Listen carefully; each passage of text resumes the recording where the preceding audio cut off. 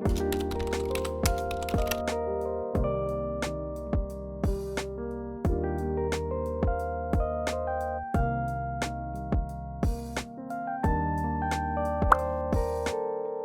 everybody and welcome to another binge book with me. Today we will be reading / listening to The Familiar by Leigh Bardugo. This has been on my TBR for 2 fall seasons now, so this fall season is the second fall season, but this is the season we're gonna actually get to it. The book doesn't seem too big. The audiobook is 12 hours long though, but I usually listen to audiobooks at like 1.5 to 2 times speed, so it should be about like 7-ish hours, I'm guessing. I do again have a couple of things we need to do besides read today. I need to finish my adult knitting project. I need to start on a baby sweater. I need to fold the clothes that are lying behind me. I need to water my plants.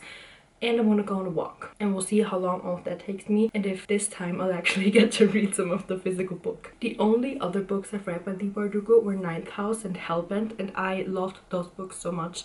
Ninth House has to be one of my very few actual like 6-star reads. One of my favorite books of all time. And this looks just as dark and weird, and it also sounds really interesting. Let me read you the summary. In a shabby house in the capital of Madrid, Lucia Cortado uses scraps of magic to get through her days of endless toil as a scullion. But when her scheming mistress discovers Lucia's talents for little miracles, she forces her to use this gift to improve the family's social position. Determined to better her fortunes, Lucia plunges into a world of seers and alchemists, holy men and hucksters, where the lines between magic, science, and fraud are never certain. Love that. But as her notoriety grows, so does the danger that her Jewish blood will doom her to the Inquisition's wrath. She will have to use every bit of her wit and will to survive, even if that means enlisting the help of Julian Santangel. I'll put the name up, no idea how to pronounce that. An embittered immortal familiar whose own secrets could prove deadly for them both. That sounds very interesting, and it does sound not actually like similar, but like tiny bit similar to Ninth House, with 2 dangerous, dark main characters, and I love that.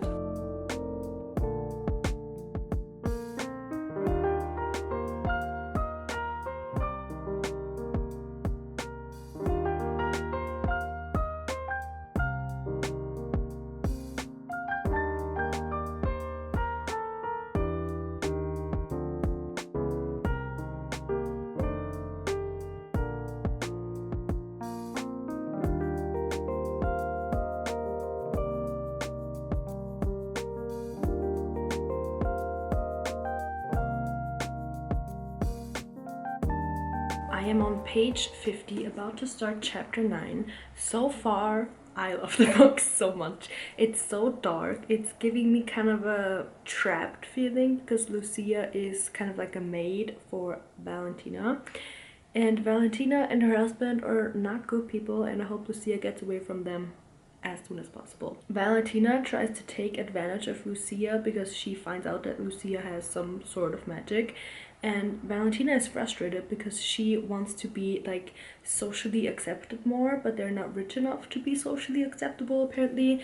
But now she gets people to come to her house and gets them invited to other people's houses because she forces Lucia to perform her magic. She like serves fruits, but then either one fruit is like rotten or a glass is broken, and then Lucia fixes it and everybody's like, oh my gosh. But magic is forbidden. Not all magic, but the type of magic that Lucia has. I'm not really sure of the logistics yet, but there seems to be differences in people, in like different types of people with different types of magic, and some of them are acceptable and some you are being hunted for by the Inquisitors, I think. And somebody finds out that Lucia does magic, and she obviously has the forbidden type, but Valentina doesn't know that because, I don't know, she just seems like she doesn't really care about anything except her own social status, so I guess she doesn't care about what type of magic it is as long as it gets her invitations to people's houses. But now Lucia is being taken back to her aunt's house, who also has the same magic as her,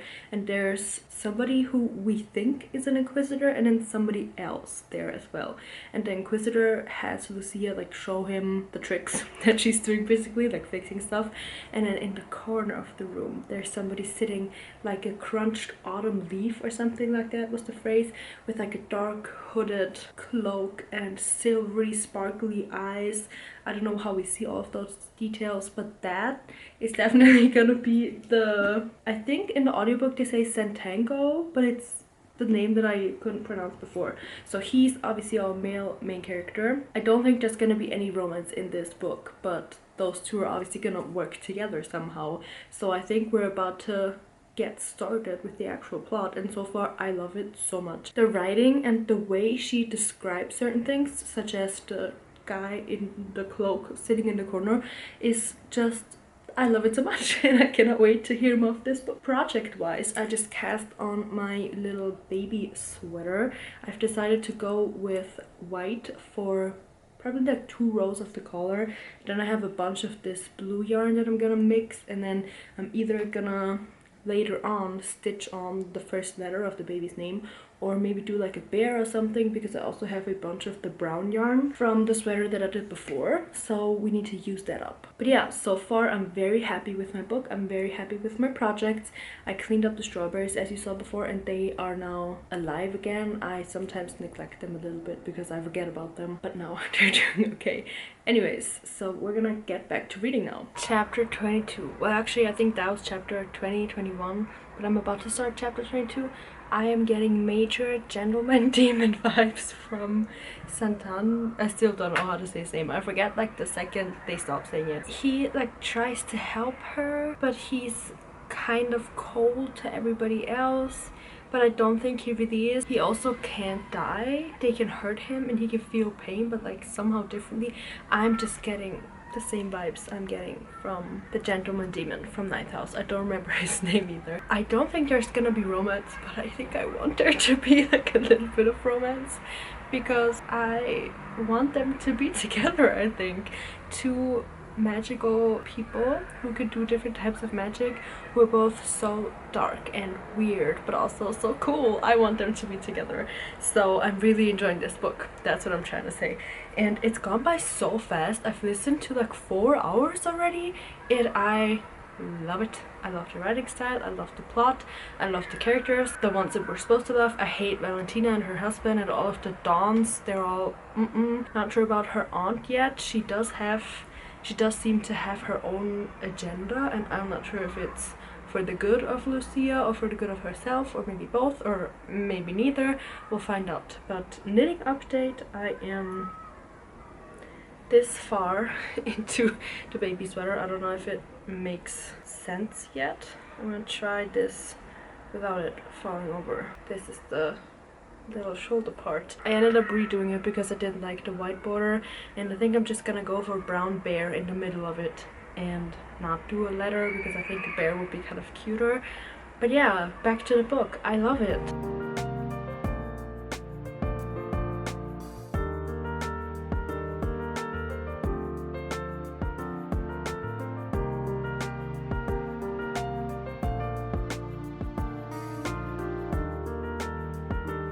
Good morning, everybody. I look like an egg once again, but that's okay. I woke up at 6 today for no reason, so I thought, why not go on a little walk, because I don't know if you can tell, but it's very foggy and folly and perfect in comparison to yesterday where it was hot. And I don't really get the weather right now, and it's a little bit difficult to know how hot it's gonna be at the end of the day and what to wear. But since we're only gonna be out for like an hour and it's kind of cold, I am wearing a sweatshirt and shorts actually, because I don't know. I am like 80% through the book and I love it so much. The historical setting is so good. I need to do some research on if some aspects are like actually historically accurate, because to me it seems like it, because there's just so many details that don't really have anything to do with the fantasy aspect of it, that I think that they are probably real. And like the Spanish Inquisition existed, so maybe it's just a take on that. But I just find it so interesting, and the way she writes it is so, it's not super dark, but it's just so enjoyable to be in this world, and I am actually fully immersed in it. I can't wait to get back into it. And remember when I said that there was not gonna be romance? There is romance. Not like romance, but like it made me very happy. And I cannot wait to find out how this book ends.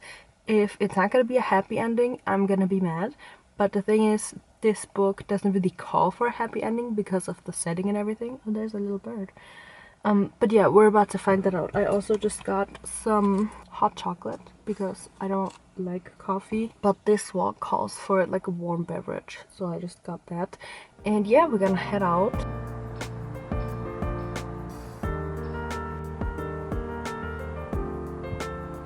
The fish story at the end of chapter 43, that was so nice. I mean, obviously cruel, and what happens right before that, why did that have to happen?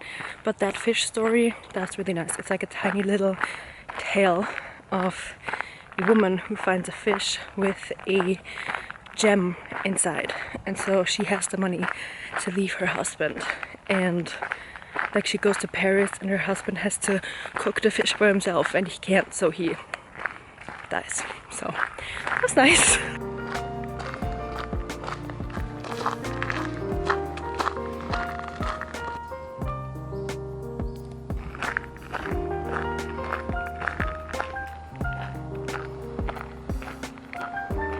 I have 1 hour and 30 minutes remaining in the audiobook, which if I listen to it on 2x speed, it's gonna be like, what, 45 minutes? I don't really know. And I have a little activity. I finished my baby sweater. It's not blocked yet, that's why it looks a little bit misshapen. And I already made the matching hat for it. I love this little pattern. And now I need to embroider, stitch on the baby's name's first letter onto the front, and I'm gonna do it in the same brown as the hat. And I'm gonna use up all of my little scrap yarns. I love baby projects because I can actually use wool that I already have, because with one ball of yarn, of this type of yarn, I could make like probably more than 10 of these little hats. And this one was like 2 or 3 balls of yarn, and usually if I start a third skein of yarn with a little baby sweater, there's more than enough scrap to make probably like 5 hats. So that's really fun that I get to do little mini projects. But yeah, for the audiobook, I am very worried about my girls right now because it's not looking too good and I'm just scared of them. There's only 6 chapters left. How are we gonna resolve all this in 6 chapters so that I'm gonna be happy about it? I don't know if that is gonna be possible, so we're just gonna hope. And I'm gonna start embroidering now. I'm a little nervous because the sweater turned out so good and I want the letter to be perfect. I need to measure everything so that it's perfectly centered. Yeah, we're gonna do that now.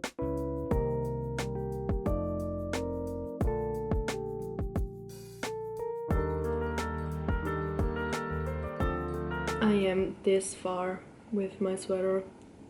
Not very far, but that's okay. It's a lot more difficult than I thought it would be because the blue keeps peeping through and I don't really want that. So now I'm thinking I should have just done regular knitting color work and knitted in the brown, but too late now.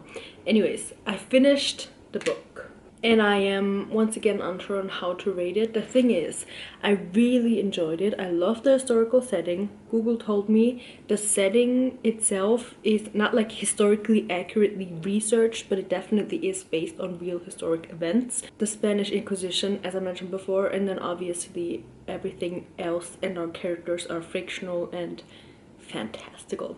I really enjoyed the audiobook. I think it's a great book to listen to on audio because the narrator does such a good job of incorporating the different languages and spells and names, and I just really enjoyed listening to it. I think if I would have read it as a physical book, I might have found it a bit slow in the first like third or so, but I think I'm still gonna give it 4.5 stars because I really enjoyed it.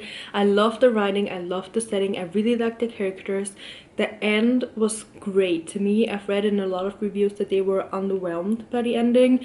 I loved it. I thought it was great for the type of story that it is. It definitely is not a classic fantasy book. There are a lot of mentions of the historic stuff, so I think it would help to be interested in that to enjoy the book. I am interested in that, so that definitely helps. I also love that it's a standalone because I think it was a great story just by itself and it does not need a second part. I don't want to, well, I guess I do want to know more about other characters, but I don't think I would enjoy this specific story if it were like 3 books long. But yeah, overall it was a great book. I really enjoyed it, and I hope you enjoyed this video, and I hope to see you very soon in the next one.